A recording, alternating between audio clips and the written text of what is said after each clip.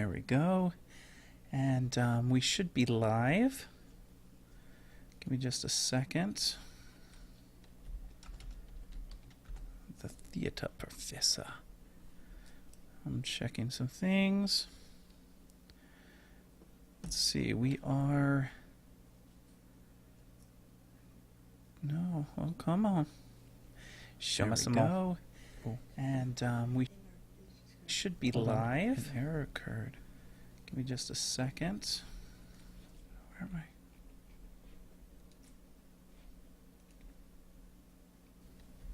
There we go. Okay. The theater professor. I'm checking some things. Let's see, we are... No, oh, come on. Show us some more. And we should be live. Where am I getting that from? Give me just a second. Where am I?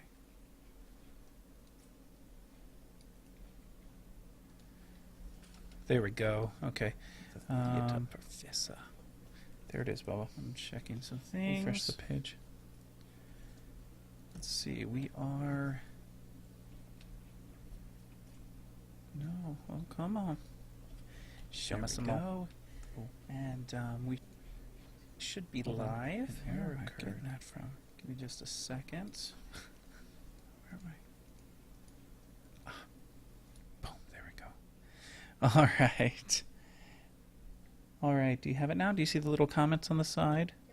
All right. We probably don't have anybody in yet. We're still a couple minutes early. This will be, this is technically live, so we can get people here anytime. But, oh, I don't want you to see that. Let me, oh, that's right. Good. Come on. There we go. And I should be able to get the comments here as well. Fabulous. I am. Looks like... Just double checking some more. Pause that. All right. I had a stylus. There it is. And yeah, so this will actually go up on YouTube as well. Everything that's being recorded will be recorded as a YouTube video. So so yeah, so there's that. All right. What's up? Go ahead, shut yours down. I just realized something. So here we go. Here we go. Yeah, I realized because then we're trying to stream it on 2 different computers using all of our bandwidth. So it's not a big deal. I have it up and I should be streaming okay. I need to check my... Looks like my stream looks good. Public view right now. If I hit that button,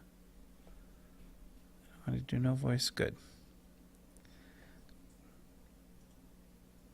Yeah, we are. Looks like we're working. There's no way for me to be able to tell how many people are watching, so that's unfortunate. But I can keep track of comments on my iPad. So I just want to type in a hello, everyone there, so that I can see that. There it is. Fabulous. I can. Oh, indeed. I can. Lovely. I didn't know that. And it already got a like. I don't think that was me either. All right. So it is 1 minute from start time. I figure I'll be accurate and start right when we're supposed to start. This is the Theater Professor. My name is Terry Dana Jachimiak II. I am the Theater Professor. This is the live webinar holiday card creation for those that that are tuning in or will watch us at a later date. You are my first actual working live webinar, and this is exciting for me. This is... Oh, forgot to do that. There we go. Sorry, I wanted to record on my Zoom as well so that I have a copy of this for myself. So as I was saying, this is my first live webinar. For those of you that have been following at home and have been watching my tutorials, you can see that I've changed our viewing screen a little bit this week. We have gone full-blown Christmas colors of green and red. I had to do a little bit of adjustments because when I made the green splats red and the background green, it looked like blood spatter on the grass. So I switched the colors, and it looks a little better now. So I am very happy about that. So what are we doing today? We're going to look at ArtRage, and we're going to create a Christmas card in ArtRage, and then if we have time, I'm going to show you a little bit of how to do it in Photoshop too, because it's actually a little bit easier in Photoshop, but not 100% easier. Ooh, excuse me. And as we go on, if you run into any questions, please feel free to, if you're watching this on my website, there's no real way to do it. I don't have a, unless you send me feedback, I don't have a chat program built into the website yet. That's something that is in the pipeline. But if you do stop by the YouTube channel, there is a chat section, and you are able to ask me questions as we go through this on that chat section. And for those that don't know, the YouTube channel is www.youtube.com/thetheaterprofessor. So it's fairly easy to get to. And again, because this is my first time doing this, I have no idea how it's going to go. If the connection starts to run slow, let me know, because there's not a way for me to be able to tell that it's running slow. There's a lot of things that could go wrong in this, and that's kind of exciting. Being the theater person that I am, I like the fact that there's the distinct possibility of complete failure. So, all right. Well, what we're going to do is I'm going to go ahead and open up ArtRage. In fact, ArtRage is already open. It's hidden right now. I'm going to pull that up.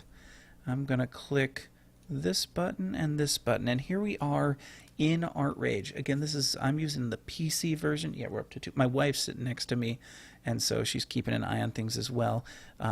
So that's exciting. But we are my ArtRage is for the PC. So if you're using it on Mac, it usually looks about the same, because I have a Mac at school where I teach, and I have the program there as well, and it looks pretty much the same. But you should be seeing something similar to this. The first thing that we want to do is we want to get our canvas ready. And so what we're going to do is we're going to come up here, we're going to click File, and we're going to do a new painting. Now I'm doing this via print size, not screen size, and the reason for that is these are things that we hopefully will be able to print out and use as custom cards. Now, for me, the printer that we own, I can actually print end to end, so I can bleed all the way to the edges. Be aware that if your printer doesn't print to the edges, some of these measurements will need adjustment based on what your printer does. So as we do some of this, just be aware that you'll need to test some things just to make sure that it's doing exactly what you want it to do. Okay? You can see I've already got in here, my width is at 11 inches, my height is at 8.5 inches, so 8.5 by 11 piece of paper. You can see I'm running at 300 pixels per inch. You could actually go to 150. In fact, I'm going to jump down to that just so that the computer doesn't run too slow.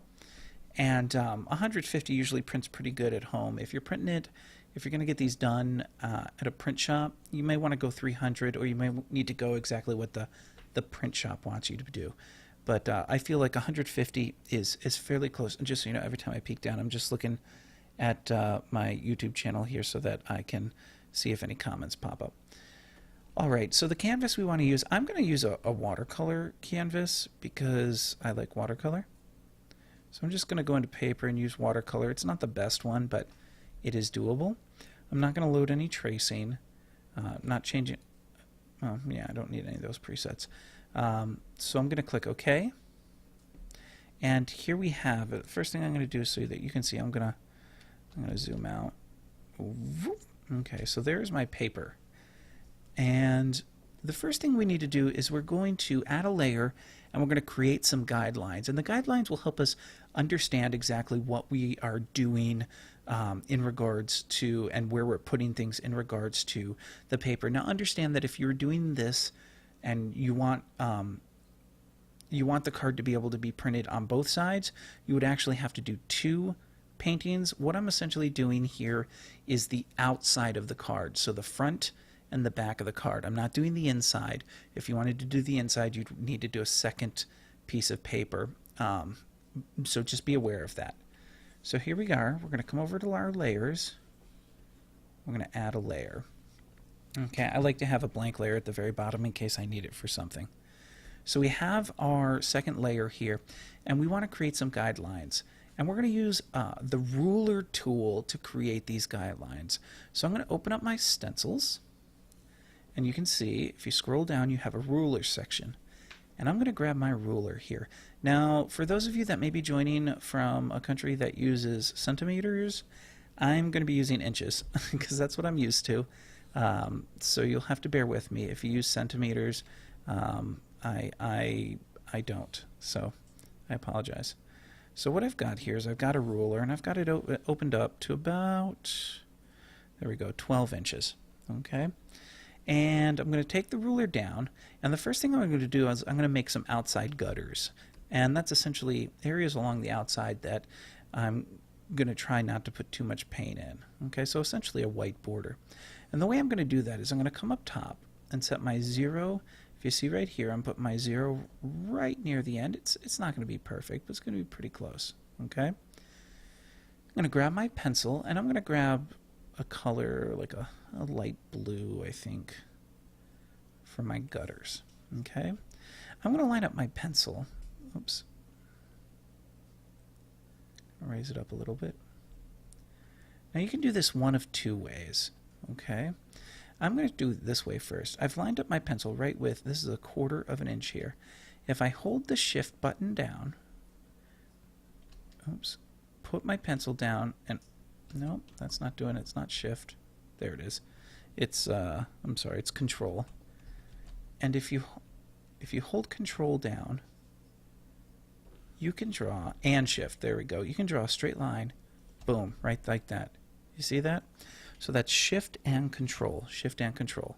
So I have one right at about 1/4. I'm going to do 1/4 inch in from the other side. Right about there. Boom. Okay, so I've got my 2 outside gutters. Another way to do that is you can actually have multiple rulers out. So I'm going to grab a second ruler. Now let's say, well, I want to rotate the ruler.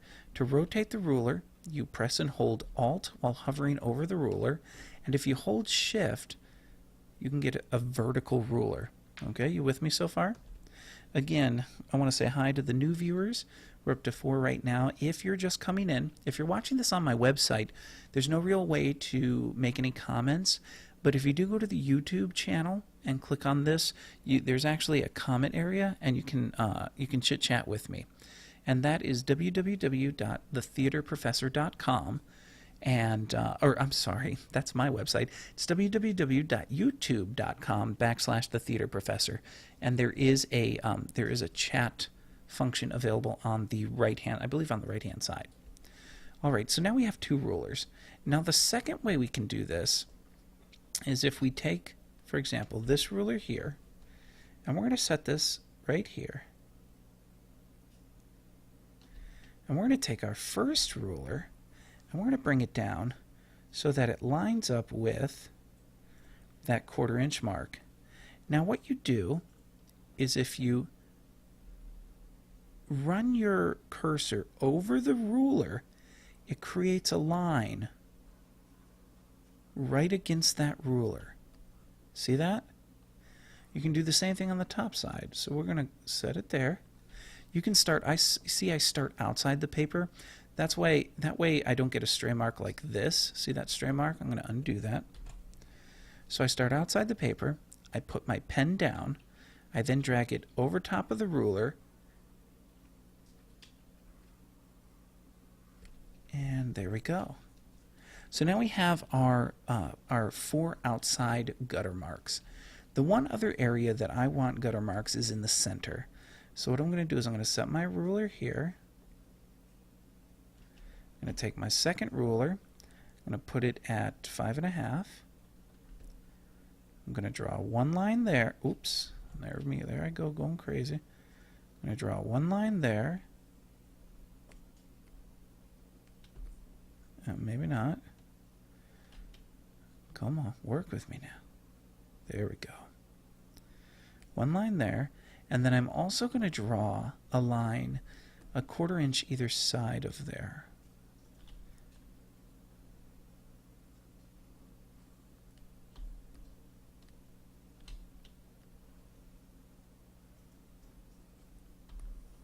All right.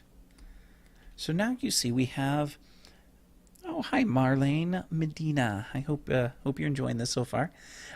So now what you see here is we have two nice rectangulars. Again, we have the front side on the right side and the very back on the left side.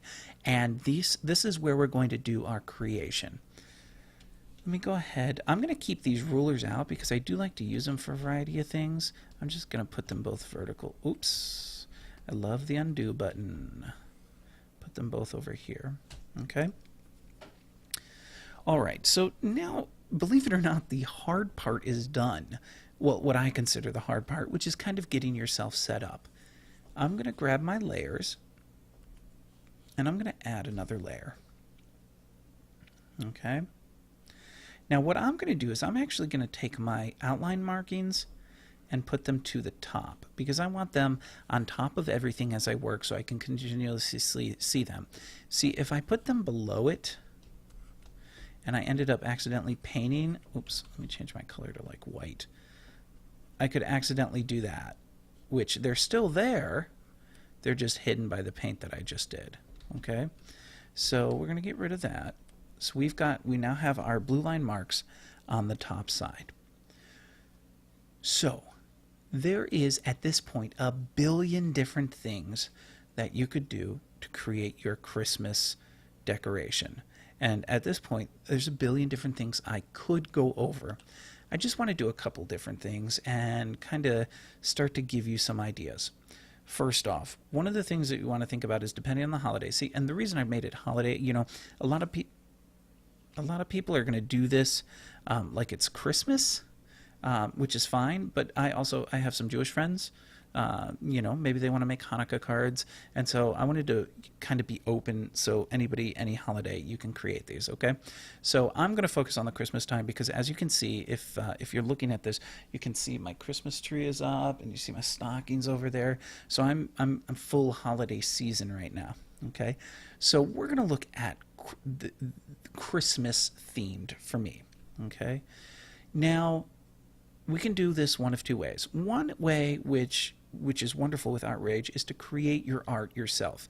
And, you know, for example, I was playing around earlier, and let me grab that one. One of the ways I do this is I always do my pencil sketches. I do my pencil sketches on a separate layer than the actual painting I'm going to do, which I recommend a lot of people to do this, is do pencil sketching on a different layer. And I was messing around. My daughter was sitting here this morning. Let me grab... See how I like that? That's too dark. You know, and you can sit there and there we go. And, you know, maybe I was making a stocking for her.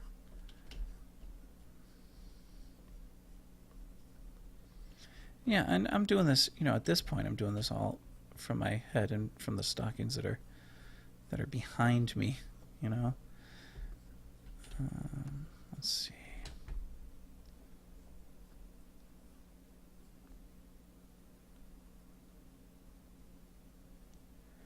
I feel like I should have Christmas music on in the background.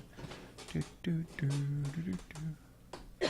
We wish you a Merry Christmas. We wish you a Merry Christmas. We wish you a Merry Christmas and a Happy New Year. So, you know, I'll sit there and play with this. And usually I usually work with references. I don't have any references on me right now, but there's a reason for that. We're going to get into that here in a few minutes. Okay, and then at that point what I usually do is I take the opacity down on that, and then if I feel like inking, I have... Oops, wrong one. Oops, whoa, as I open everything. Yeah, actually that works. And then maybe I'd come here. Oops, I don't want to change that to black. And I'd want to do a new layer, so I'm not doing it. Okay, good. There we go. You'll see one of the things is when it comes to steady hands, it's one of the things I don't have. So I will oftentimes constantly undo so that I can get exactly what I want. That's one of those things that I wish, I've seen artists who have extremely steady hands. My teacher in grad school, Larry, he had early onset Parkinson's, but when the man grabbed a paintbrush, it was the steadiest hand I'd ever seen. Okay. And now there we go. That's what I'm looking for. Kind of a sketchy. I don't want it to look completely. Oh, too much. And I'm going to come back in and clean up some of these lines. So I flip it over. Now I'm using, for those that don't know, I use a Wacom stylus, or Wacom Intuos Pro is the tablet I use, but you can use, pretty much any tablet available on the market. So maybe I'd sit there and I'd play a little bit. I'd get my sketch just like I want it. And then I'm a watercolorist, so I'm going to grab my watercolor brush, switch over to red, probably a light red to start with. Grab one of my presets. I have this dirty brush preset that I found on the ArtRage forums. The ArtRage forums, for those that don't know, is a fabulous forum to kind of find brushes and textures, because the next thing you're going to see is I have this beautiful texture that I really like using that I found on the forums as well. So I'm going to come in here, I'm going to edit my layer texture. Look at my it's not in my canvas collection. It is load from disk. And I'm going to grab G7. There it is. I'm going to check. And we're going to adjust. I tend to play with my settings a lot. Switch my thinners up and my loading down a little bit. A little too much. Oh, too big. I've gone too big.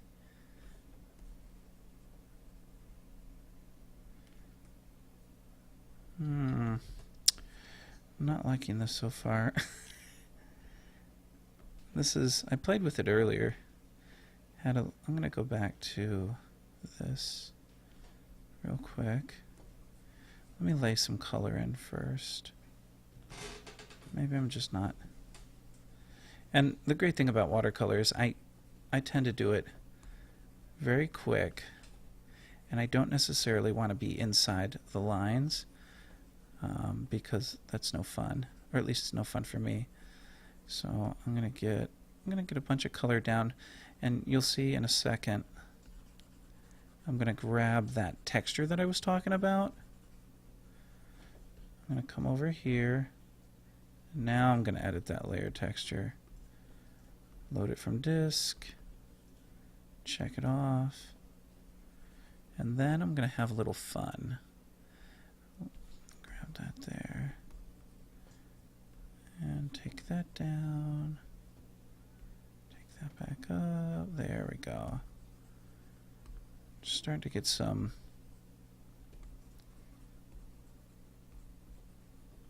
I want texture. I'm a huge texture buff. If it doesn't have texture, it just doesn't feel right.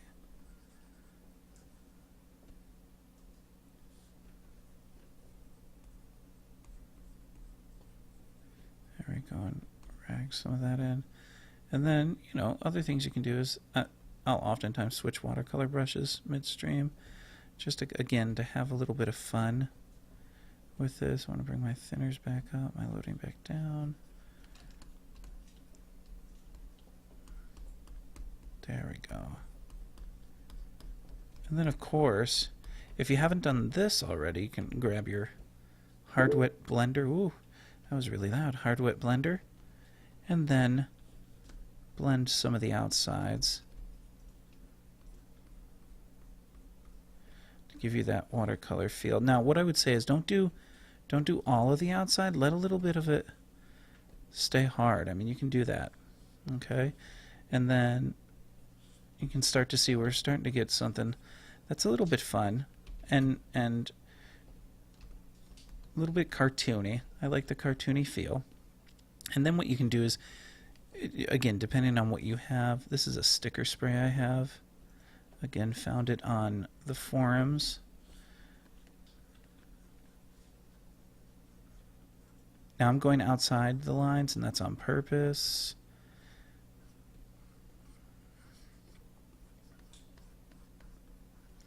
I'm going to take this, actually. I feel like I want to center this a little more. Oops. We need to grab... Oh, bugger. I need both of those. And we'll do it later. I'll come back to here. Go back into my sticker spray. And then grab my palette knife. And just come out. And all I'm doing right now is I'm framing it.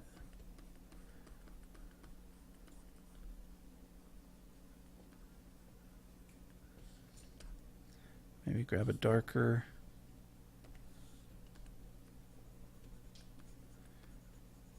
Again, just texturing. Okay, so this is one way that you could create your exterior and interior. But I want to show you some other cool things that you can do that is kind of a combination of art and photo manipulation. Okay, so I'm going to go ahead and hide these layers for now. We'll come back to them later. Okay, and this is another great thing is you're able to, you know, do as many variations of this as you want, so you can constantly be changing and playing with ideas. Now what I'm going to do is I'm going to jump over to the web. Okay, and here we are in the web. Now one of the things, and it's interesting, I just got a comment today and I'm going to respond to it via a full blog post, but somebody was asking me about reference photos and, you know, what's legal, what's not, what can I use to give me ideas or copy for my paintings, and what can I use. And if you haven't already, I have a post on the website that goes into Creative Commons licenses and, you know, how they should be attributed and what you should do. And I'm going to be writing another post now after that question, which got me thinking, and I ended up doing a little more research into the legality behind using other people's works, whether it's photographs that other people have taken or Creative Commons pictures, or what I'm going to be doing now is I'm going to be looking for copyright-free images. And the reason why is I like to incorporate Christmas things into my cards. Okay, one of the things that I did many years ago is I found these wonderful Victorian era stamps, like block type pressing, and somebody had turned them into Photoshop brushes, and I was like, man, that's really cool. That is a great idea to be able to then create quick Christmas cards that could have a whole bunch of variations. And so what I did this past week and a half, 2 weeks, is I was looking into create, and don't forget, as I said before, if you have any questions or comments, pop them up. What I was doing is I started looking to see if I could find those exact ones. Now, I didn't find those exact ones, but I did find and I never put them in there, Christmas graphics. Okay, and what I ended up doing is I ended up typing something like, for example, Christmas Victorian, that's what it is, Victorian Christmas images. Okay, and you can see a lot of this type of stuff comes up. Now, one of the things you have to be aware of is most of the stuff is copyrighted, and you do not want to use it in your own work. Okay, now, technically speaking, hey Frederick, how are you doing? I hope you're enjoying so far. Technically speaking, you can look at the items, get idea from the items, and then create your own artwork. But you have to understand that if somebody can look at your piece and then look at a previous created piece and go, oh, that was made from that, then essentially what you've done is you've created a derivative from the original, which that's not something you want to do. What you want to do is you want to use these images as ideas for your items. Or the other thing you do is you look for something like this one right here. 100 free Christmas images. I'm going to click on that. And these are vintage Christmas images. You always want to read this stuff here, okay? Because you want to make sure that it's actually free stuff, okay? This website, this is the Graphics Fairy, okay? You can go in here and you can read the terms. So for example, the terms and copyright. It says here you are free to use all clip art images in any of your projects created for resale or pleasure, meaning these images can be used in anything that you want to create, okay? Please do not use more than 6 of the graphic images within any one project, and we're not going to do that, or within a single page of a blog or website, okay? My images may not be used on free graphic sites. That's wonderful. That's not what we're doing. You may sell my graphics as collage sheets or printables if desired, providing you follow the 6-image rule. A link to the Graphics Fairy is very much appreciated when including the pictures on your blog or website. Wonderful. This is good news, okay? So I'm going to jump back here. And she goes into a lot. I say she because, yeah, it is a she. Good. Goes into a lot of other information here, and you can read it all here, okay? I'm going to jump back. I'm going to look at these images, right? So you can scroll down. Now these images are, you have to click on them to see exactly what is in them, but I'm just going to scroll down, and let's see if we can find something like this ad here. Let me close that ad. Close. Thank you. Let's grab this one. And I've clicked on it, and here's the image. Okay, I'm going to save this image to the desktop, and I'm going to, clock is 3 a.m. to me, so could oh my goodness, 3 a.m. Frederick, you are a sport. I'm going to jump back over in here. Okay, so what we're going to do is we're going to do a couple of different things. First thing I'm going to do is I'm going to show you how to create a stencil and a brush out of your image. Okay, these are 2 different things that can be used in 2 different ways. All right, so the first thing I'm going to do is show you how to create a stencil out of it. Let me see if this will work. Oh, cancel, cancel, cancel. I do want to save this. New painting. Save. We're going to save this in my artworks folder. Actually, I'm just going to save it to desktop because that's quicker. And Christmas card. Okay. And we are going to click OK. And we're going to open, or actually we're going to import. We're going to import the image file. Okay, so here's our image file. Now I said we can do 2 things. We can either turn this into a stencil, or we can turn this into a paintbrush. And what we're going to do is we're going to adjust this a little bit. So we're going to actually erase some items. And the way I'm going to erase it is I'm actually going to paint. And the reason I'm going to paint is, now if I was in Photoshop, I would actually erase it. And I'd pick a brush that could do some, outside edge erasing. But instead, what I'm going to do, there we go, is I'm going to paint white because it's a little easier for me using my sticker spray. So if I come here, I make sure I'm all the way to white, and I can do a nice soft edge. Okay. And continue to take this down. Maybe we don't want this house here, so I'm going to paint entirely over this house.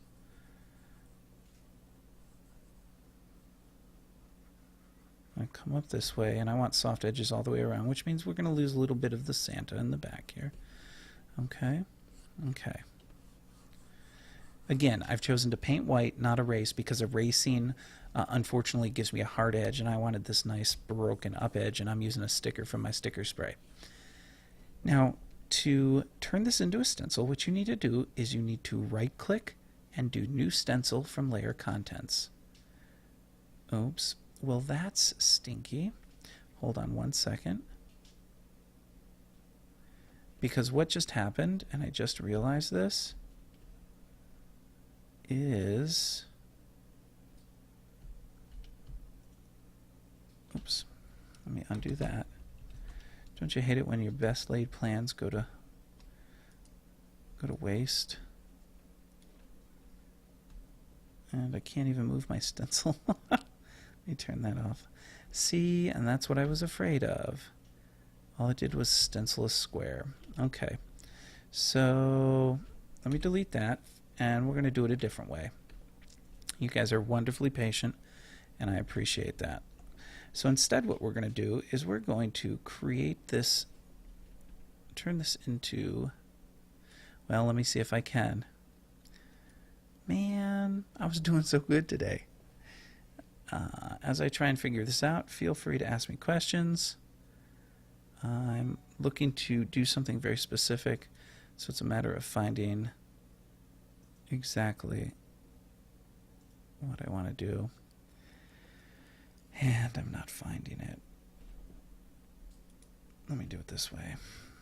Blend mode. Color? Nope. Blend mode. Oh.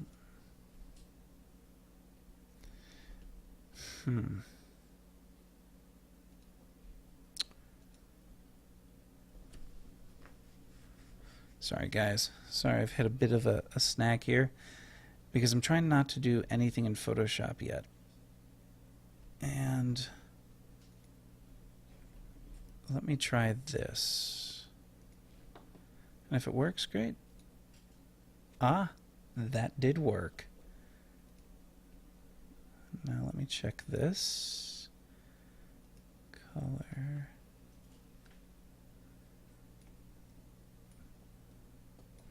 If I grab this. All right. Okay, so what we're trying to do right now, not that one, saturation will not work. What we're trying to do is we're trying to create a Christmas or a paintbrush, okay? And if you haven't already, I did a tutorial. There we go. Almost there. I need everything red. And that's pretty close. Let me try one thing. Okay. So what I've done here is, do you have to have a transparent background? Yes, you do. And I'm glad you said that, because what we should try to do then is if I grab this layer, let me turn that layer off. We're going to use the selection tool. And what I'm hoping is going to happen is I'm going to try and get the white and delete it.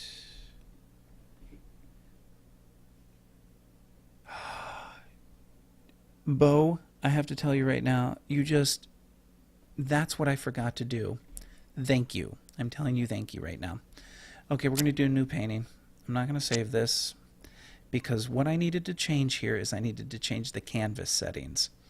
That's exactly what I needed to do. Okay, so what we're going to do is we're going to do a new, and when you do the new, I'm not going to save this one, you need to change the canvas setting to, it's in special, and we need to change to cell.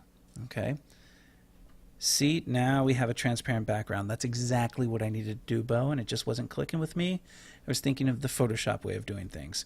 So now we have this. This is what we need. All right, so now what we do is we come in and we import the image file to layer. Now this is there.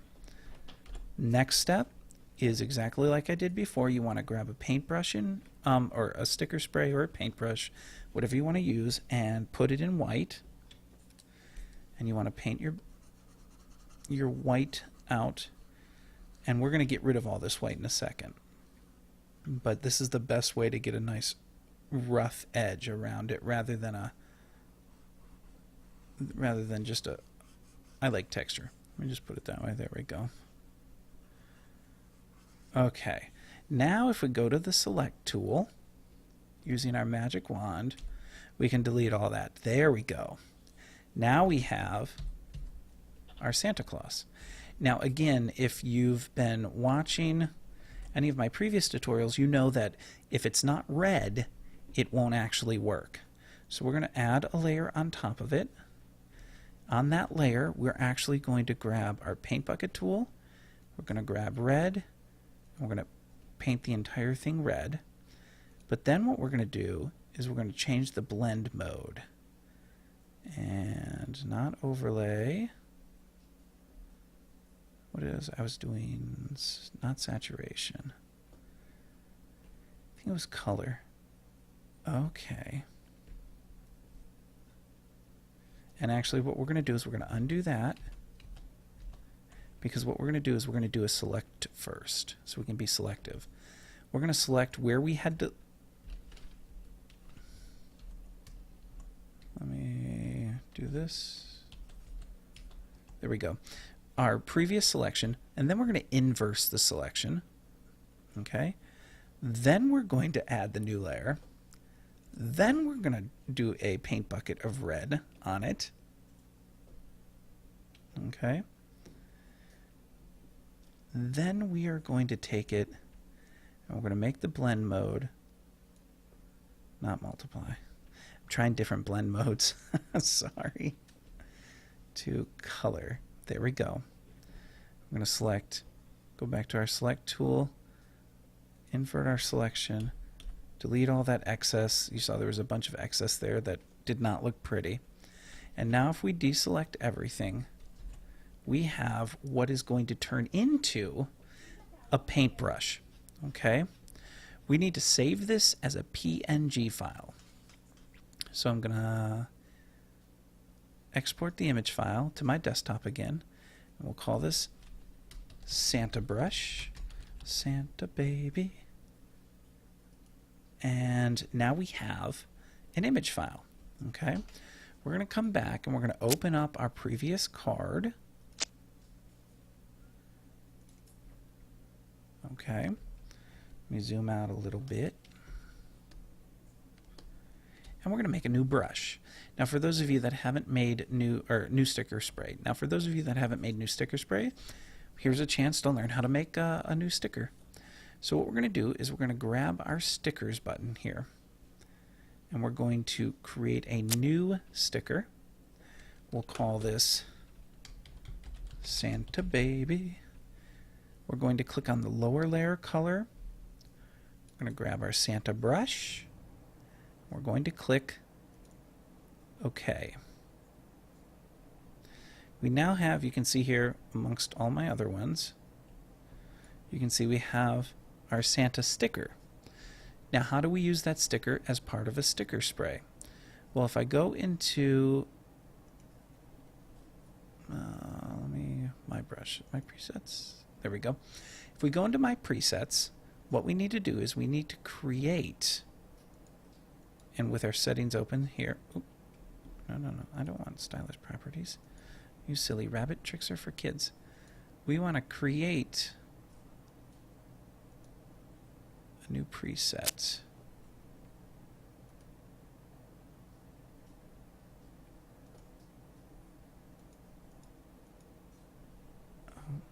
Cancel. Hold on one sec. Actually, we need to change our sheet first. Okay, so you see I have settings here. We go to our sheet. We go to my group. Santa Baby was the name of it. There we go. And then what we have to do is we need to adjust some things. Because right now, if I were to take Santa Baby and I stamp them down once, I need a new layer. You can see he's green and at a funky angle. Okay, I could technically make him bigger. And now he's at a funky angle again. If I do it again, funky angle. We don't want him, and he's...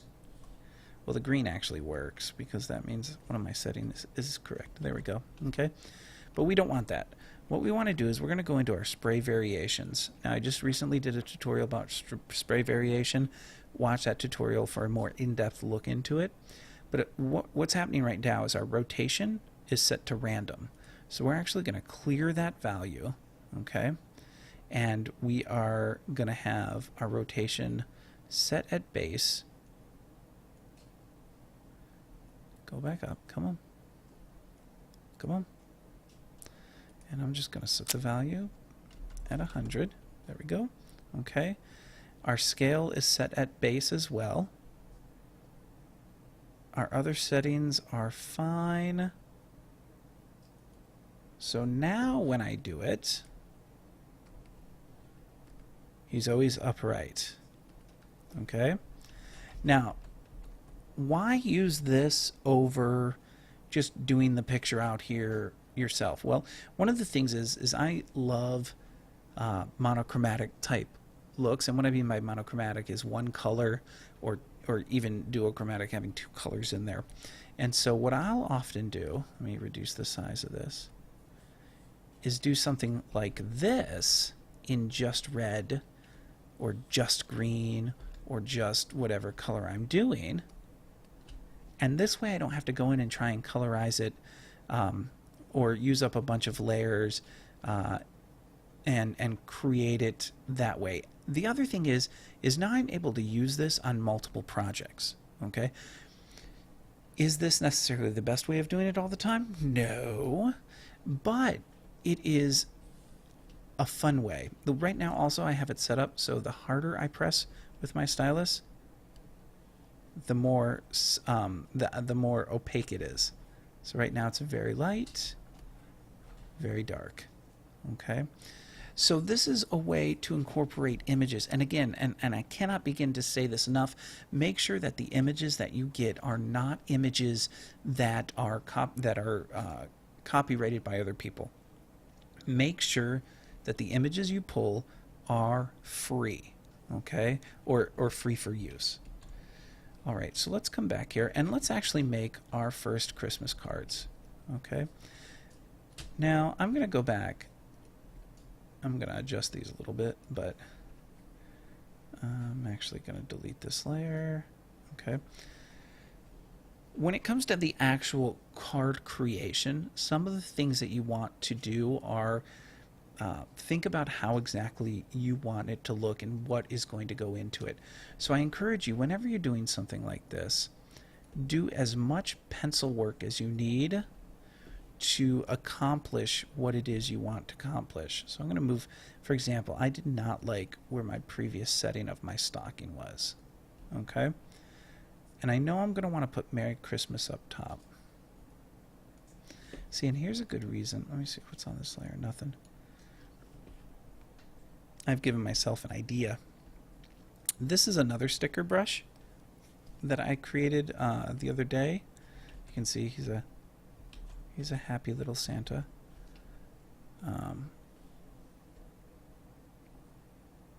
For some reason, though, he's sideways. So I'm going to adjust this spray variation. Because his rotation is based on pen rotation. So we're going to clear that and put his rotation here. Clear this. Put the scale back up. There we go. That's what I want. Okay. Now this Santa was done combining Photoshop and here, and I'm going to show you the Photoshop way in a little bit. But what I'm going to do is I'm going to take my Santa baby. We'll put him right there. I'm going to grab this layer. I'm going to move it back into position. And this is one of the reasons why, you could technically do this with actual watercolors and an actual card, but my ability to be able to move things around like this has always been so nice. What I'm going to do is I'm actually going to delete this Santa one. I'm going to add a new one, and I'm going to change my color to green. Grab my sticker spray, grab my Santa. There we go.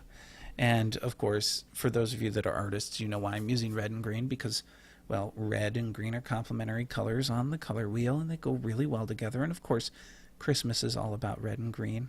Oh, one of the cool things I wanted to show you with this one.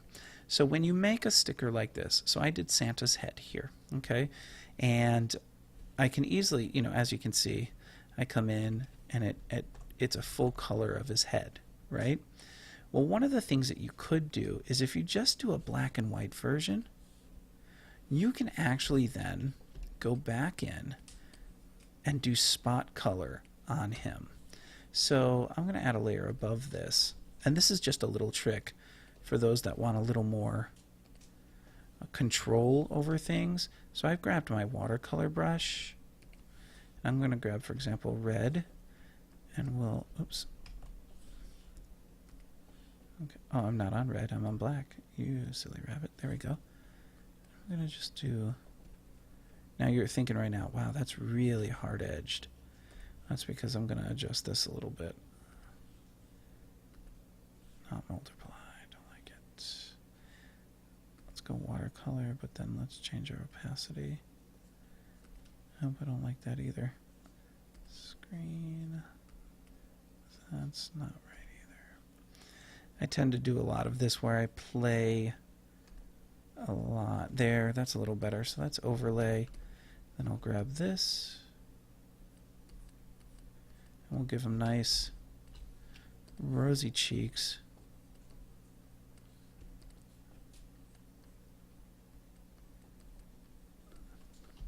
And then I'll come up here, for example, I'll grab green.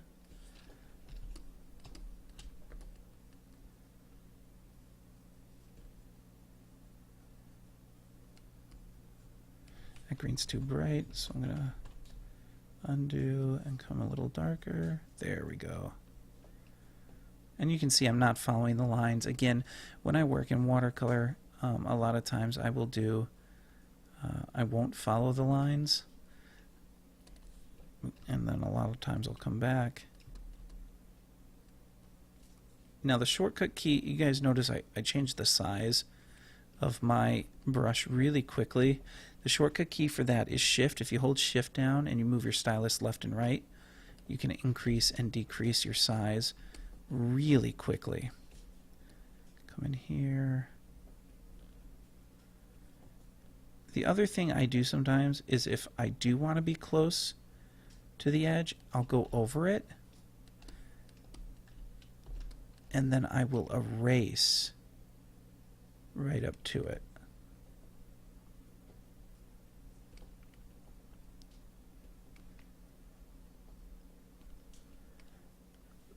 Now, there we go.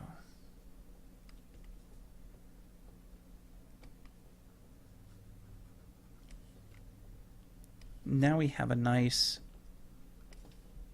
follows the contour much better. And I could, you know, I could come back over here if I really wanted to and do the same thing with these ones. Okay. But this is, you see how nice that, oh, I'm going to erase a little bit. There we go.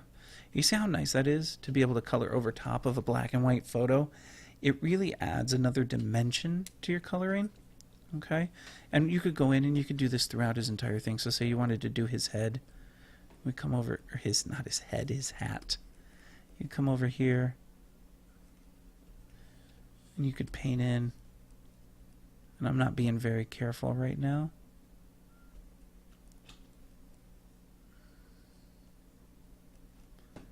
You could paint in his head.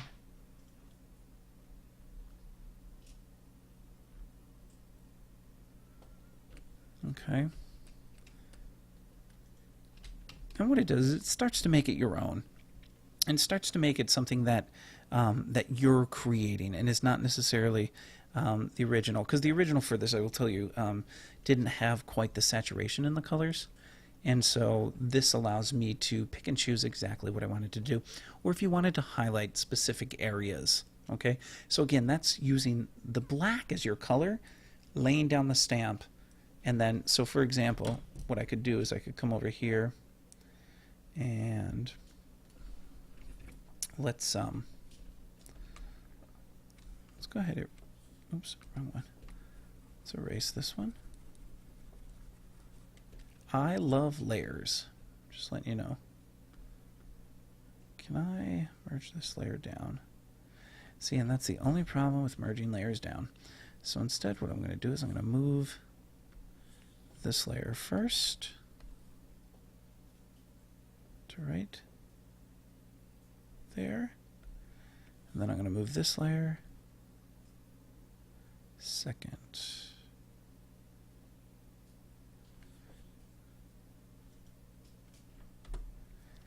Okay. There we go. Oops. I didn't want to do that. There we go. I'm going to move, I'm going to just adjust a little bit because I'm a little off. The ability to zoom in allows for so much. There we go. Okay. So we've started to color this black and white one. And then we're going to come back in. I'm going to go to this one, and we're going to adjust my blend mode real quick. Not my blend mode, my layer texture. There we go. Just want to lay down my initial color.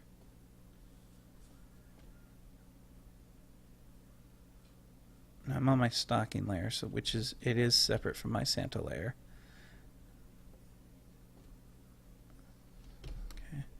Zoom back out, and that is definitely a different red than down here. Yeah, oh well. Okay. And I'm going to actually go ahead and go over this again. Start to darken up the red a little bit. Now, one of the things with watercolor, as always, is that it is translucent. So you do have to be careful what you have underneath it. And my eraser's too big. Just the side, there we go. And a little bit of my hard wet blender. There we go. And to layer up watercolor, I'll often do a second layer on top of it. I'll change that to multiply.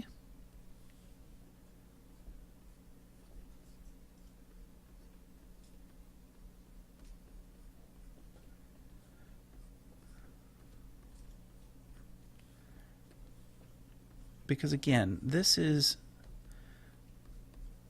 we're trying to imitate real watercolor, but it does not act like real watercolor. Okay, because, you know, there's no actual water here.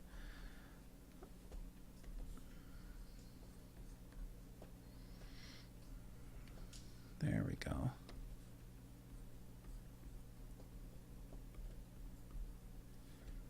A little bit of...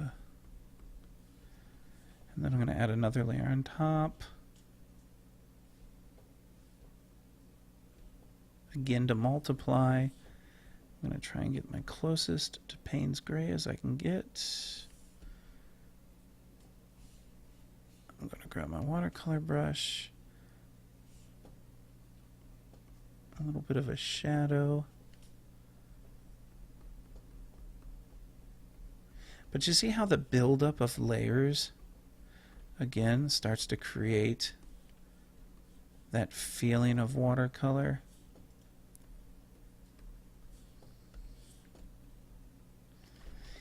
And now we move into probably one of the stronger parts of all of this.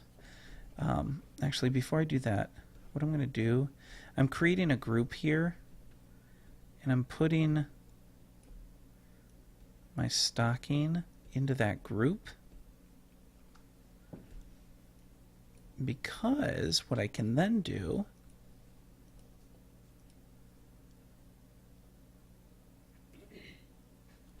is I can transform the group contents, which allows me to move the entire piece. Okay? So that's something to note, is that if you do have multiple layers, you can put them into a group and then be able to adjust the entire group. Okay, which I've just done there.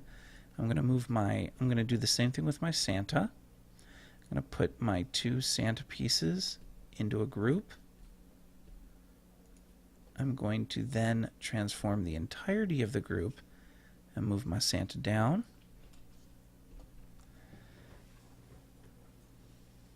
And that'll be good there, I think. And then what we get to do is we get to go ahead and put in our text. And that's one of the great things about this, is that we do have the ability to use text here. So for example, I'm going to click text there, and then we're going to adjust the settings. And with the way the font, now I have a lot of different fonts here. So you're able to see what all of your fonts look like. Oh, of course, that's curls. I have some horrible fonts in here. Electric Boots, that one's a lot of fun. I'm just trying to find something that's Christmas-y. I don't even know if that exists.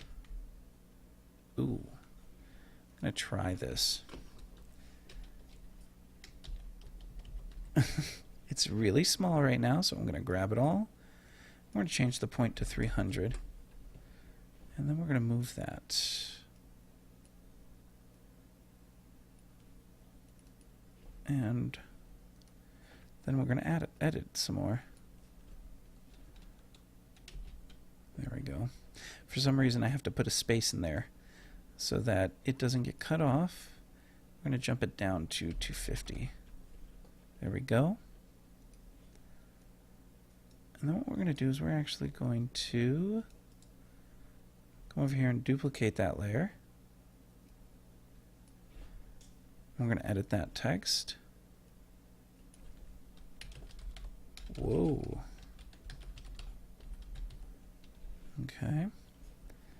And we're going to then adjust that layer. And you can see now that I'm going to have to move my groups down a little bit. So we are going to transform group contents here. And we're going to then... Oh, now one of the things I've just realized is that my Merry Christmas accidentally were put into the same group as my Santa. So I'm going to move them out of the group. And this way I can now move Santa. And I want to get rid of my blue outline. There we go. I'm going to grab my Christmas down. Merry and Christmas. And don't forget you can rotate them, which I'm going to do.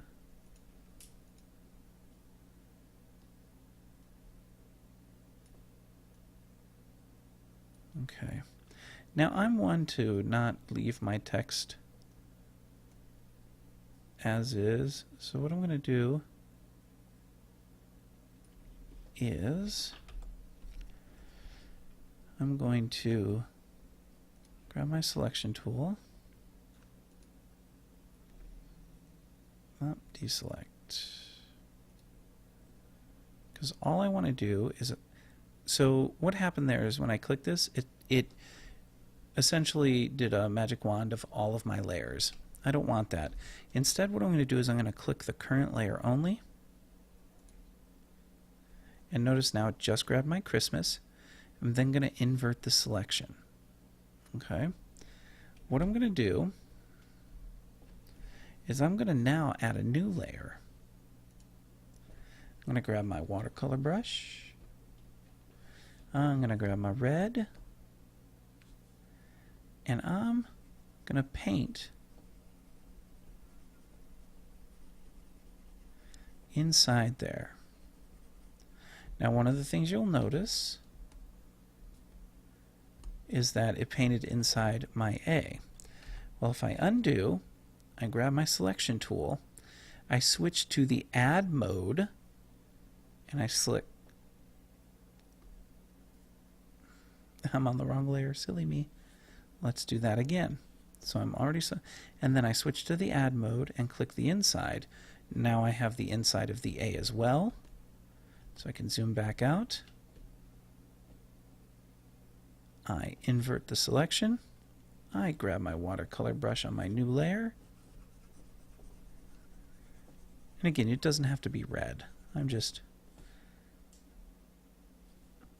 And then if we turn off that layer, you can see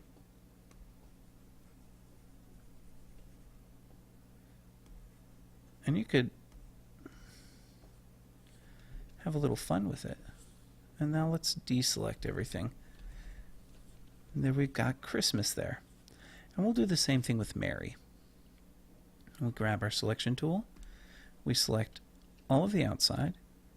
We have our add tool. We're going to select inside the E. We invert the selection. We add a new layer. We grab our paintbrush and we paint. I forgot the Y. I'm silly. So what we're going to do is we're going to grab our selection tool again. Selection tool. Grab that. Add our layer. And now paint inside. Oops, forgot to invert. Actually, this could be cool too. Watch what happens here. Now if I turn this off,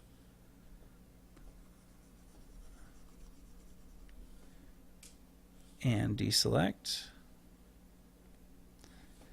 And actually, we're going to do the same thing with the other one.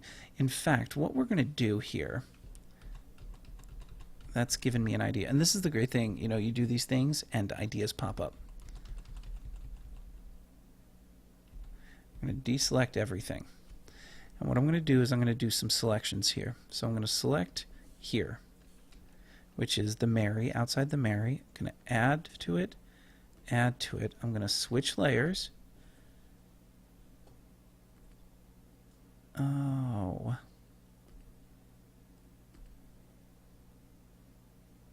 I'm going to edit. I'm going to undo all that. And what I'm going to do is I'm going to have to collapse those two layers. So we're going to merge those layers down. So they're in one layer now. So we select outside, select in the A, in there. We invert our selection. No, we don't invert our selection. We grab our watercolor. And now, let's try that again. So this is a great way to do white space. There we go. And now we turn that off and we deselect. I'm going to zoom out.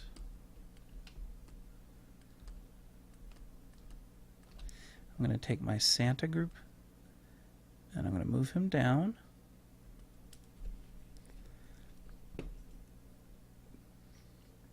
I'm going to take my stocking group. I'm going to move them over and down.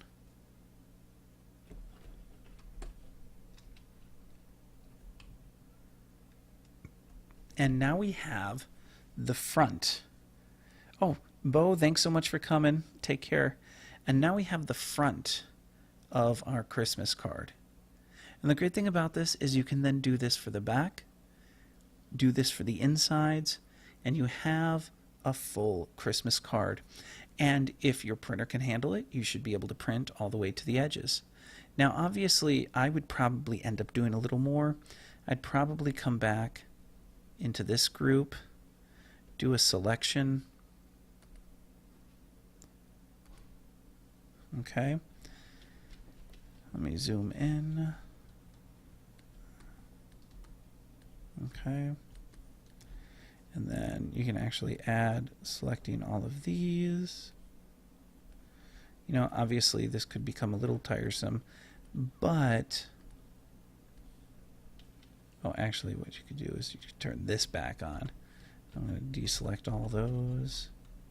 I always try to find the easiest way to do things. And some of this, obviously, some of this I'm doing for the first time tonight. Well, I'm doing it in a new way tonight. It's not the first time ever. There we go. And then what we could do if we wanted to is we could actually grab a second red. Okay. Change our texture, our layer texture. From disk.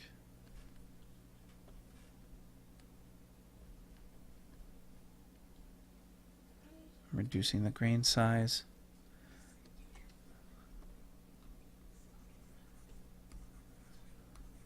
And what I'm doing here is just kind of having a little fun with this.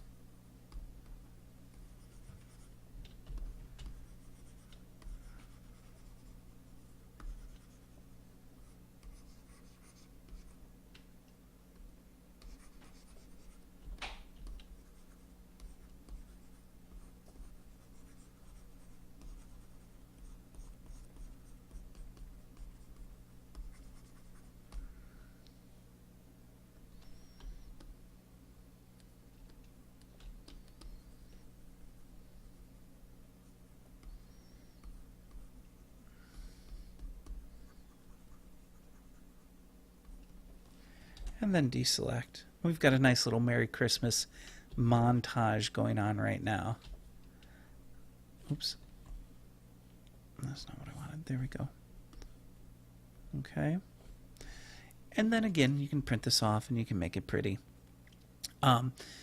So this is essentially how I do any type of cards in ArtRage or Photoshop or Corel Painter. Is I always start with my piece of paper and I always line out where I don't want things to be, or sometimes it's not necessarily where I don't want things to be, it's where I'm okay if those things are not seen or they get cut off. Okay.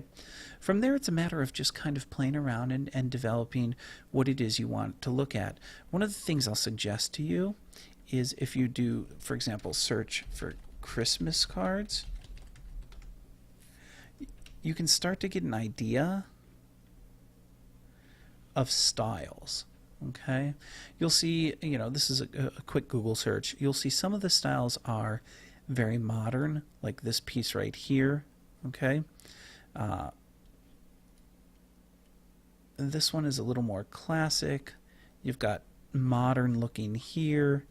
And then this goes way back. I love this type of style. I love the older styles, generally speaking, because I think they're a lot of fun. But you start to get a sense of what other people are creating. And this is where I'm talking about using reference photos. Okay, these should inspire you, and they shouldn't be things that you go, oh my gosh, I want to exactly duplicate this. Okay, because if all you wanted to do was duplicate these items, all you'd need to do is purchase the ones that are already created. So what I encourage you to do in this is to use these as ideas. Okay. Finally, I want to finish up here. You can do the same sort of thing in Photoshop. So if you have Photoshop, I wanted to just show you this real quick because I do things in Photoshop a lot too. You create, again, a letter size that is 11 by 8.5. But the difference here is you're going to pull things down from your rulers. Okay? You're going to pull your guides down from your rulers rather than draw your own.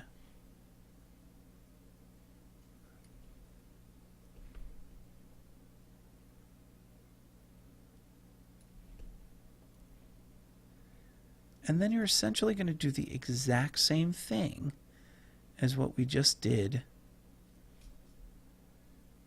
in ArtRage. Okay?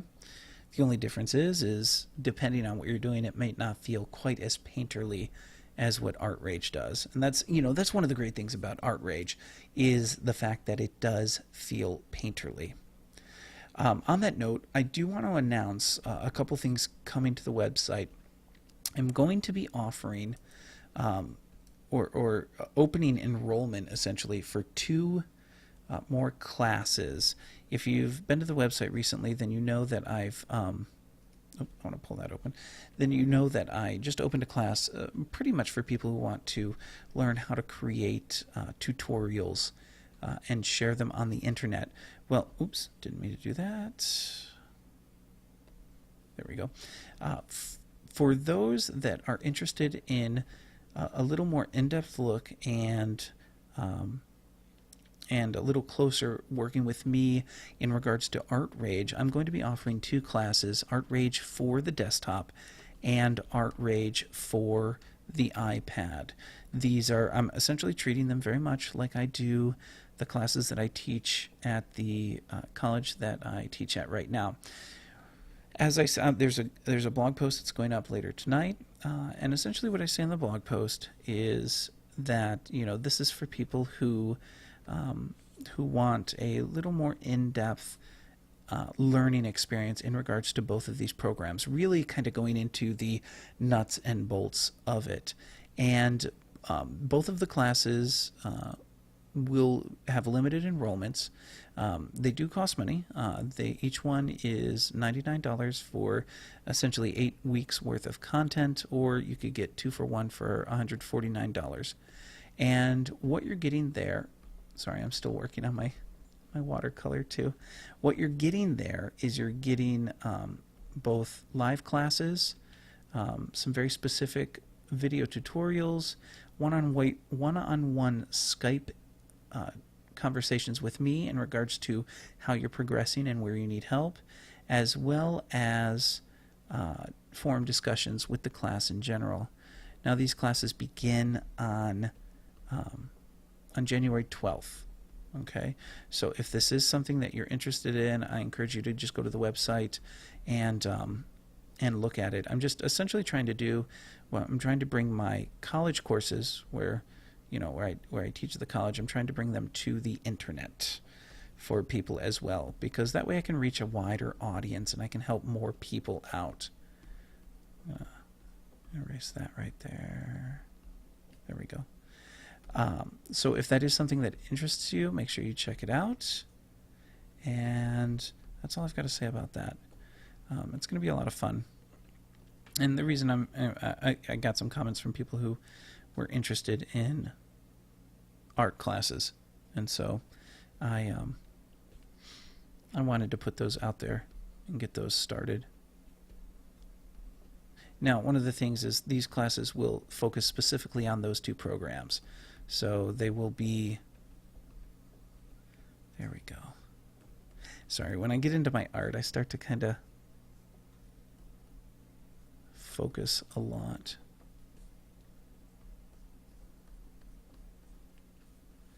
There we go. I love what you can do with watercolor in here. It is so much fun.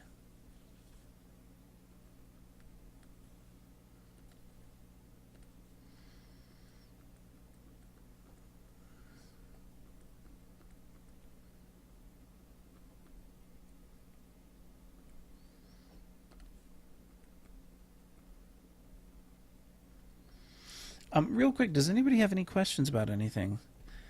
And out of curiosity, has anybody actually been following along and created their own Christmas card?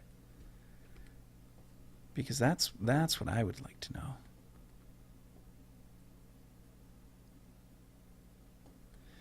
I like answering questions.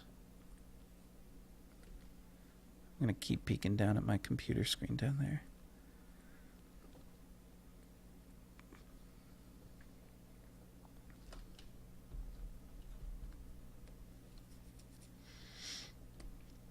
Ooh, I just thought of something else while we're doing this. So I love frames, right? I love framing things. What we're going to do is we're going to make a quick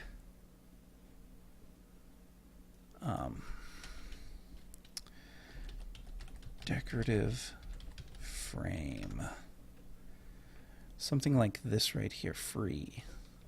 You always want to make sure it's free. If it's not free, make sure it's something that you are purchasing. Let's see, free vector pack. I don't really need vector. What I need is, I just need an image. Fonts. Here we go. Let's see what's in, oh, vectors. No, I don't want vectors.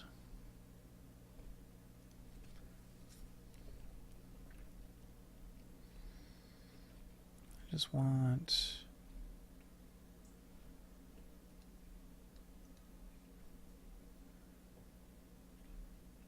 Well, that website's a lie. Don't you hate it when that happens? You click on something and it's not what you were expecting. Wow, those are really cool.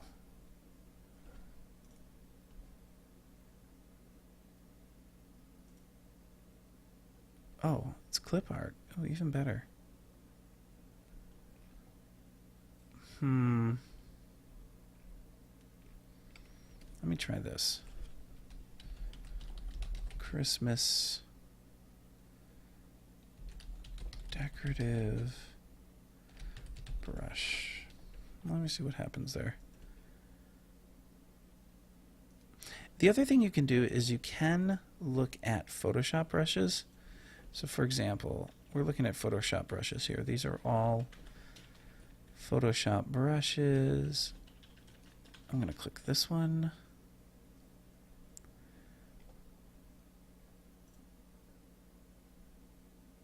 Now this is something that I would probably email the artist and ask what their usage rights are, because I'm not actually going to use this for personal use. I'm just kind of using this to show. I'm going to download that one because it has some really cool outlines. And I encourage you, if you find something on DeviantArt, ooh, yeah. Yeah, the blend, okay, so Marlene, the blend modes, there are so many to choose from, that could be multiple, that could be multiple different tutorials. I'll have to look to see what the best way of doing that is,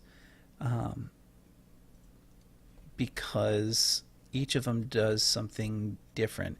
And the good news is that all of these blend modes, jumping over here real quick, all of these different blend modes are pretty consistent across like Photoshop and Corel Paint or an Illustrator and all that. So that's the good news. But you're right, each of them does a very different thing, and you know, it's sometimes hard to fully understand how they work. I will tell you that multiply is what I use most often when I'm dealing with watercolor, because it creates, for me, the closest representation of what watercolor really is. Alright, so I've just downloaded a Photoshop brush. And so what we're going to do is we're actually going to import that. So I'm going to go into my sticker spray, and that's where your Photoshop brushes usually go. And what I'm going to do is I'm going to, under presets, I'm going to import a Photoshop brush. So I click that, and I put it in my downloads folder, so I'm going to grab that, and it's under Christmas Cheer, and here it is. See, it's an ABR file. It is a Photoshop brush. I double click it. Now what it's doing right now, it's finding everything that's within that packet of brushes, because you can only do these one at a time. So what I'm going to do is I'm going to grab this Christmas Cheer one here. I'm going to click OK. So now I have Christmas Cheer. I really do. I have lots of Christmas Cheer. But what I'm going to do is I'm going to increase my size. Not big enough. This is a huge one, and I'm going to reduce the size, because what I'm going to do is I'm going to look at my spray variation. That's what I thought. Pen pressure is the scale. I'm going to clear that. I'm going to take the scale back to the base value. I'm going to clear the pen rotation, take that to the base value, and now if I increase like this, there we go. Okay, so we have this little border, right? So now what we can do is we can add a new layer. I'm going to come to the top here. I'm going to put it there, but then I'm going to move it like this. And I'm actually going to rotate it. If you hold shift, it will snap, and this way I can snap to vertical.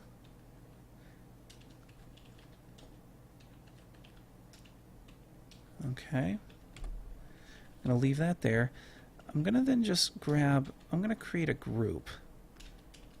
And in that group, and I'll explain why I'm doing a group, I've added a new layer on top. And what I'm going to do is I'm going to grab the bottom layer, the one with our image here.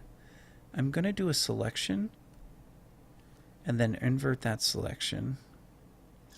Hold on one sec. Is there a way?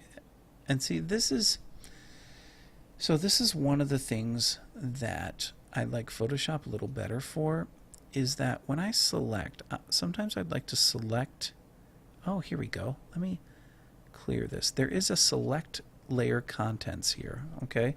So we're actually going to deselect everything. And we're just going to edit and select the layer contents. There we go. Then I'm going to grab the layer above. I'm going to grab my watercolor. I'm going to go to green.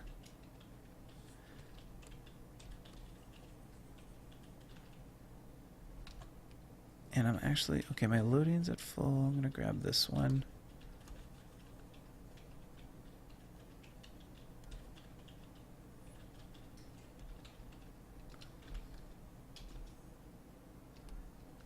Oh, okay, that's fine. I'm going to deselect. And we're going to reselect by selecting the outline. Then we're going to invert the selection. Then I'm going to grab my water. Oops, no. Yes. So again, I'm going to select.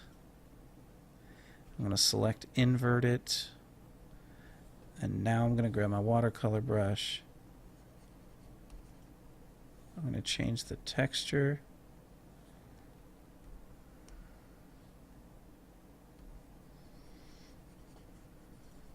And you can see I'm going over pretty hard right now. I'm essentially doing a nice solid fill, but then I'm going to change the blending to overlay, and look at how nice that is. So Marlene, so here's one of those things, right? So I'm using overlay, and what it's doing is it's using the shadow. Let me zoom in so you can see. It's using the shadows of the image underneath to take the green, and you could do it with a couple of other things. So that's overlay. You could also do multiply, but that would make it on the darker side. You could do a screen, which is actually going to lighten it up. Watercolor won't do anything in this instance. I just wanted to see. You could do, let's see, some of these other ones. Soft light, which is really nice. Or you could even, I believe, do a hard light, which, you know, is kind of a neon green. So I'm going to go back to overlay, because overlay is what I generally like here. And then what I'm going to do is I'm going to take this. No, that won't work. I was hoping that I could merge it, but I'm not going to be able to. But I can transform the group contents like this. I need to get that. And then we can take it down a little bit. Need to deselect. There we go.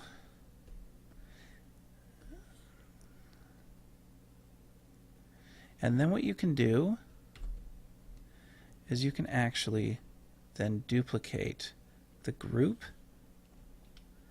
You can then, with that second one, you can transform the group contents.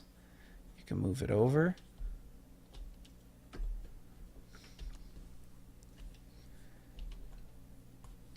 Let's do that again. You can move it over. You can rotate it. You can, you know, you can flip it. So if we go to tools, no, it's tools, it's in transform layer content. It's here, it is. It's down here. Nope. I know there's a way to flip it. I've done it before. And now I just lost it.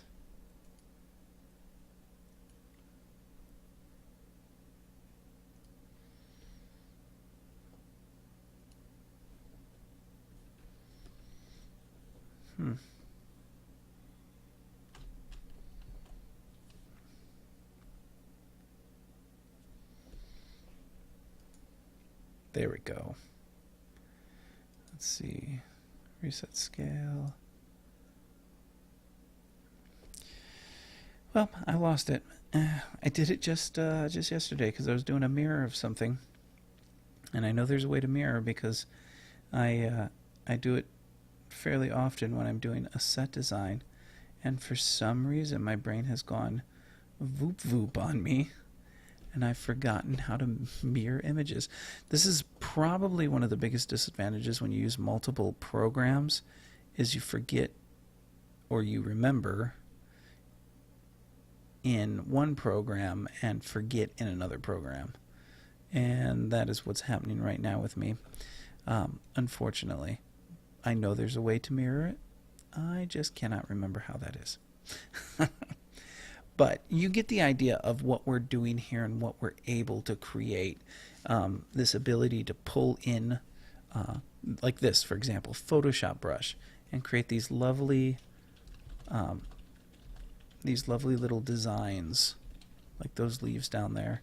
Now, unfortunately, as I'm looking at this card, it's becoming a bit too cluttered for my taste. Okay, so I would probably not use this many items, but you get an idea.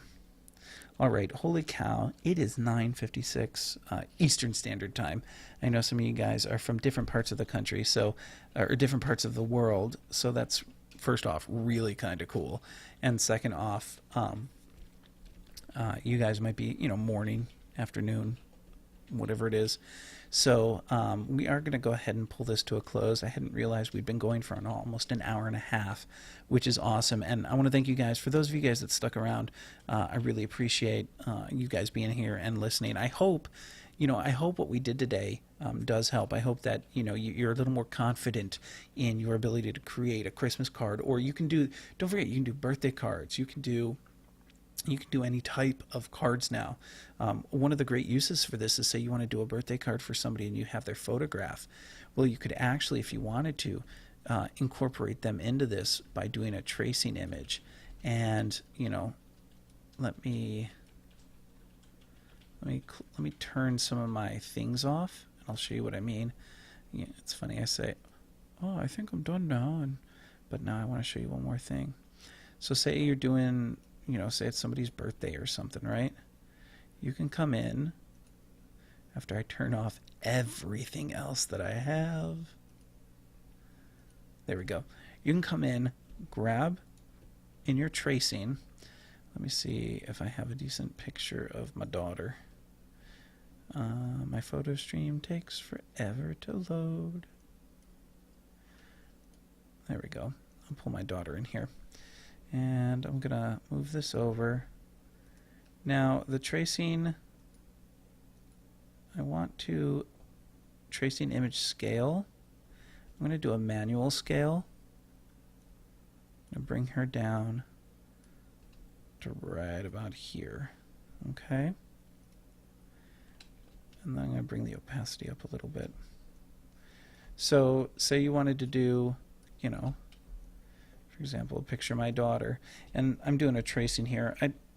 Some people do tracing, some people don't. Sometimes I find it's a little more relaxing to do a tracing. I'm just going to do that. There we go. And that's way too big. Oh, that's why. Let me reset. There we go. Come in here and do a little bit of tracing of my daughter, who right now is asleep. And now, understand, I'm on watercolor paper, so there is a texture to the tracing.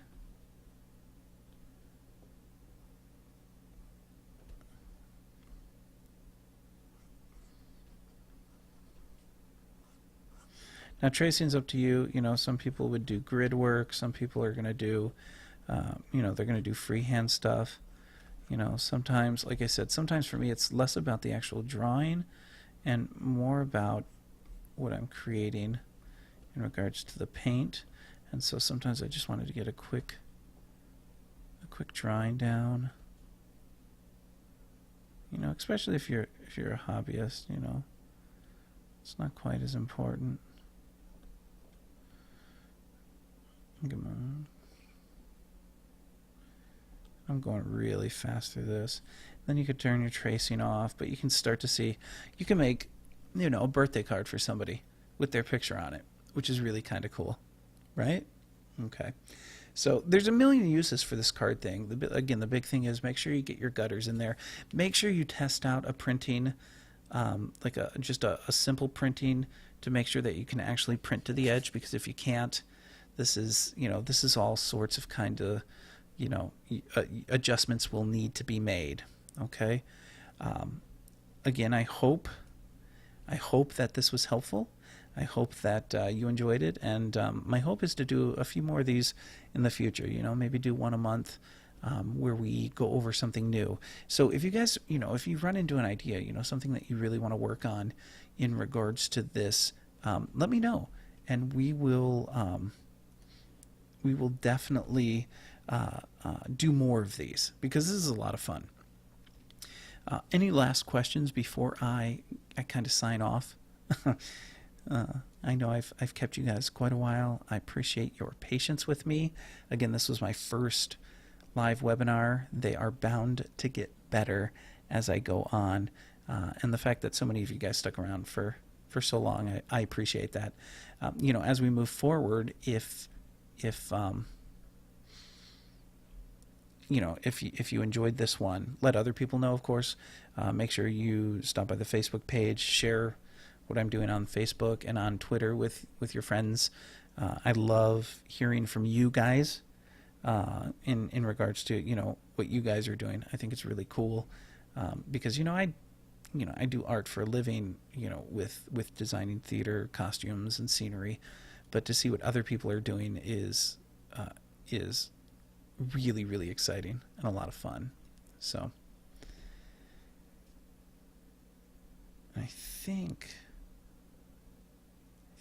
that's it. I think that's it. I'm going to give you guys just a second or two, just in case there are any last minute questions. Just in case there are any last minute questions. Dun, dun, dun, dun, dun, dun, dun. Sorry. Kind of goofy right now.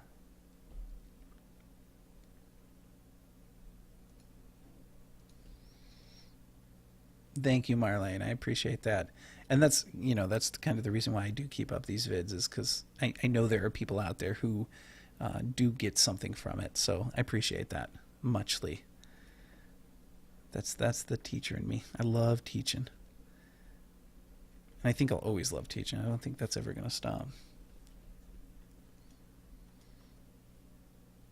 And one last mention of the classes. If you know somebody who'd be interested in taking these classes, make sure you mention to them to stop by the website, or stop by the website in general. If you guys aren't bronze members already, I encourage you to join. The bronze membership is completely free. There's, you know, no money involved in that, and you get things like the brushes that I create. So, for example, let me jump to the website. Let me pull this up for, oops, not that one. There we go. Take off that image for a second. If you jump to the website, this is the website right here. Now, you guys don't see all that wacky stuff up there. That's for me to see. But you can see under resources, you have your members only ArtRage brush sets. And this is where I'm going to be putting the brush sets. So, for example, my first one, TTP watercolor pack, is right here. If you click on it, it downloads a zip file with the art pack and an image in it, so you can kind of see what you're getting. So, and to do a bronze membership is real easy. Let me go to an incognito window so you can see what it looks like. But all you've got to do is you, after mine, is click the Join Now button. And there it is, completely free, bronze level. You create your username, your password, etc. Boom, and you are a free bronze member. So if you're not already, make sure you sign up for that, because that is the best way to get a bunch of the free stuff that I do, such as this watercolor pack. And if you don't want to take the class, let me just point out this over here, since I have you here. This is Patreon. Patreon is another way for people to support what I do here. It's not taking a class or anything. Think of it as a kind of a tip jar that I've put out front of, where I'm doing my stuff. If you click on that button, you can become a patron, which I greatly appreciate that. Also, if anybody's interested, I've just gotten Corel Painter 2015. I'm looking at possibly doing some tutorials on that as well in the future. So now Corel Painter is a little more expensive program. I got it on sale because it was on sale on Thursday or Friday for like almost half off. But I'm going to be looking at doing some of those tutorials as well. So definitely stop by the website. Make sure you check it out. Lots of tutorials up. I've been going crazy. And if you do have your own artwork that I'd like to share, this right here. For example, I want to kind of give a shout out to Jeremy. I just recently did kind of a note on his paintings. I'm always looking for artists to highlight. So this is a great way for your work to be posted somewhere else. Just let me know, and I'd love to share it. I went to Jeremy's. Me and Jeremy have been typing or emailing back and forth. I went to his website, checked it out, looked at his paintings, pulled a couple that I thought were really nice, and shared them here. And he's not the first one. I've done that before. So if you would like your artwork shared, let me know, and I will share it in that way. So, all right. Looks like that it is about time for me to go to bed. So, like always, my name is Terry Dana Jachimiak. I am the theater professor. I love doing these things, and I hope you guys have enjoyed this evening and this chit chat. So, if you do finish a Christmas card, I would love to see them, and I would love to see what you guys come up with. I think that's really exciting. So please email me. You can either go to the website and click the feedback button up here, or email me, and that's terry.jachimiak@thetheaterprofessor.com. It's an incorrect pass, but it's not. I don't know what else to. Oh, Marlene, please email me. I can actually let me. In fact, while we're sitting here, I can fix that right now. I'll pull it up. Give me just a second. Yeah, that's what happened was, Marlene, is that some people were running into some problems with some conflicting signups, and I think I've taken care of that, but I haven't necessarily fixed everybody's accounts. So I just need people, if they have an account and it goes all wacky like that, people just need to let me know. I'm going to see if I can find you. Do you know what you logged in as? What was your username? If you can tell me your username, I can find it and I can fix it. Because I'm the fixer. That doesn't work for me. The fixer. I realize there's a bit of a lag between when I talk and when you guys get stuff, so I have to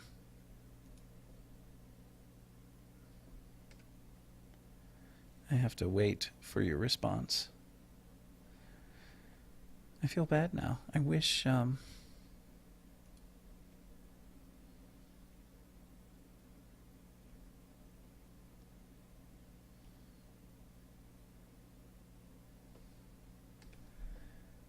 I would have known. What I should probably just do is go in and fix there we go. That's exactly what I needed. Okay, let's see here. Okay. M-A-R-L.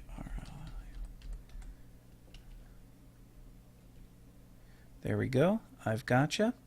You are set up with a Brahms membership already.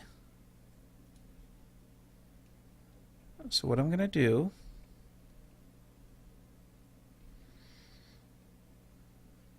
have you tried resetting your password?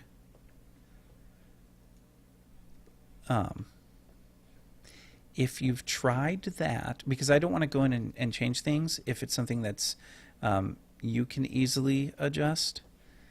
So let me know if you've tried resetting your password.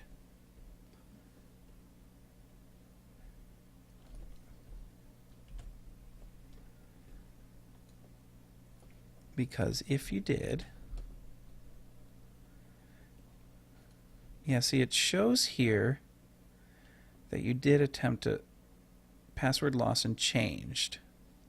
It said you did that on November 9th.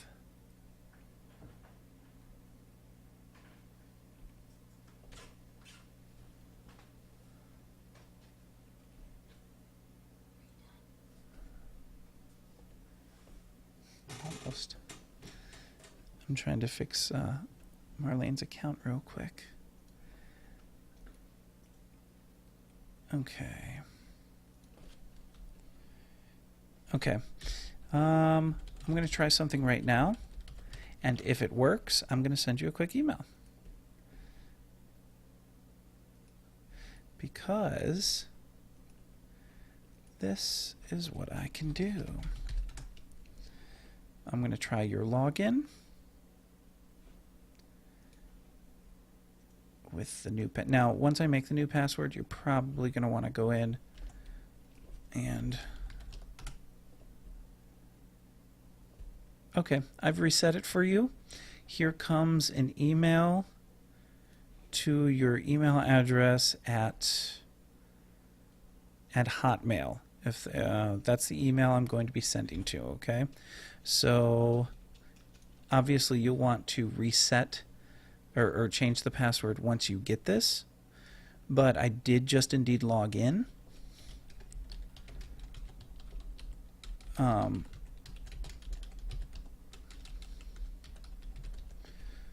Let's see.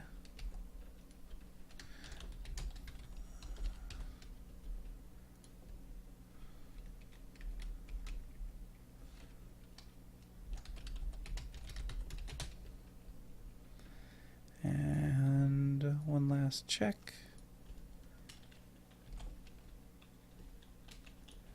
All right. You have a new email coming from me. You should be fixed and you should be ready to go. Let me know if you run into any further problems, and I will take care of it as soon as I hear from you. But yes, you should be perfectly fine now.